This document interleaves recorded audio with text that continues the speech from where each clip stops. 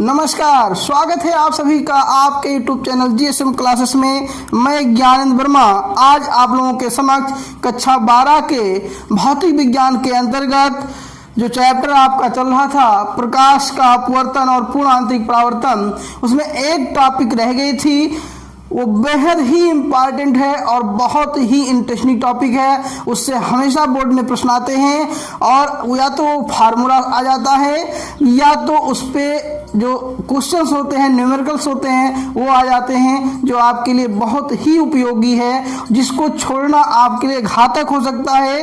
कहीं ना कहीं आपके 2-3 नंबर मिस हो सकते हैं। और ये क्वेश्चन जो है इतना ज़रूरी है कि केवल कक्षा 12 के लिए ही नहीं, एक कक्षा 10 के लिए भी जरूरी है, जिसका नाम है क्रांतिक कोण C तथा अपवर्तनांक n में संबंध। इससे या तो आपके सवाल आ जाते हैं या आपका ये संबंध आ जाता है लिखने को कि आप इसको लिख दीजिए, और ये कम से कम आपका 2 या 3 नंबर में रहता है। और नहीं होता है तो आपके जो MCQ आते हैं उसमें आ जाता है कि इनमें संबंध है, 4 ऑप्शन आपके दिए रहते हैं, उसमें आपको ये बताना रहता है। इसी बात को ध्यान में रखते हुए कि इस दृष्टि से कि आपके परीक्षा के लिए बेहद महत्वपूर्ण है, आज हम आपके समक्ष इसको लेकर उपस्थित हैं। तो आइए हम जानते हैं कि क्या संबंध होता है क्रांतिक कोण C और अपवर्तनांक n में। मैं एक चीज आपको बता दूं कि अपवर्तनांक को रिफ्रैक्टिव इंडेक्स कहते हैं और ये n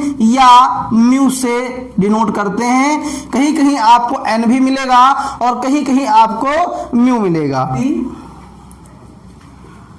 विरल माध्यम को, यदि विरल माध्यम को माध्यम एक से तथा सघन माध्यम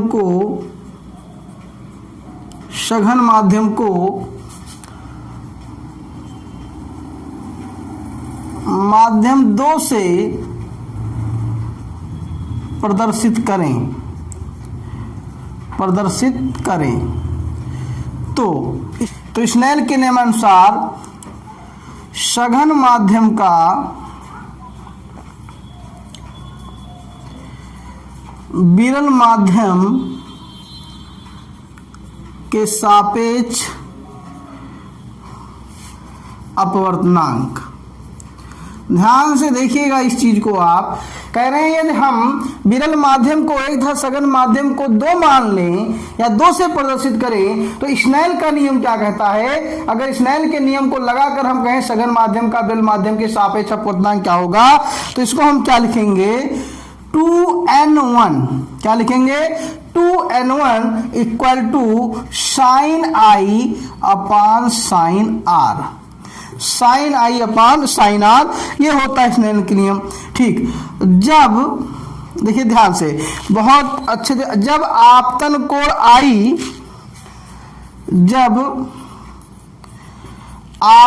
कोण I बराबर हो किसके, क्रांतिक कोण C के। भाई किस परिस्थिति में अगर जब आपतन कोण क्रांतिक कोण C के बराबर हो जाता है तब जो हमारा अपवर्तन कोण होता है, तब अपवर्तन कोण जो R हमारा होता है ये हो जाता है 90 डिग्री। कितना हो जाता है, 90 डिग्री। यानी अगर हम यहां से चलें तो इसलिए 2n1 is equal to sine C upon sine 90।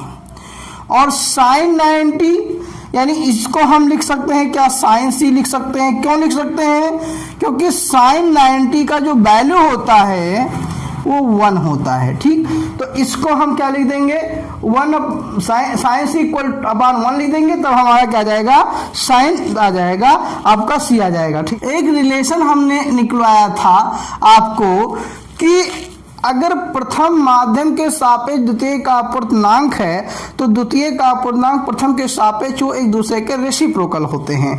यानी 2n1 is equal to 1 upon 1n2। ये चीज, ये रिलेशन मैंने पूर्व में निकलवाया है, इसलिए 1 upon 1n2 equal to sine C क्या लिख सकते हैं, साइन सी, या हम कहें 1n2 is equal to 1 upon sine सी।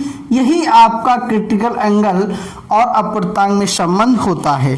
ठीक, अर्थात इसका क्या मतलब हुआ, यहाँ से अगर हम देखें तो इसका मतलब क्या हुआ, फाइनली अगर इन लैंग्वेज देखें तो इसका मतलब हुआ कि सघन माध्यम का विरल माध्यम का जो अपवर्तनांक होता है, सघन माध्यम का विरल माध्यम के सापेक्ष जो अपवर्तनांक होता है, ठीक, वो सघन माध्यम में बने क्रांतिक कोण के व्युत्क्रमानुपाती होता है। ठीक, तो इसको हम लिख देते हैं, आप लोग समझ लीजिए। अर्थात सघन माध्यम का विरल माध्यम के सापेक्ष अपवर्तनांक के सापेक्ष अपवर्तनांक सघन माध्यम में बने क्रांतिक कोण की ज्या यानी साइन के व्युत्क्रमानुपाती होता है। ठीक, तो ये आज आपकी टॉपिक थी, यही आज आपका संबंध था। इस पे हम सवाल सॉल्व करेंगे और जब आपकी पूरा यूनिट खत्म हो जाएगी तब मैं आपको न्यूमेरिकल्स कराऊंगा। ठीक, तो इन्हीं शब्दों के साथ मैं एक बार पुनः आपसे कहना चाहता हूं कि यदि आप नए हैं तो हमारे चैनल को सब्सक्राइब कर लें और लाइक करें और शेयर भी करें, जिससे और लोगों को भी फायदा हो सके। अब हम आपको मिलेंगे अगले वीडियो में, तब तक के लिए जय हिंद।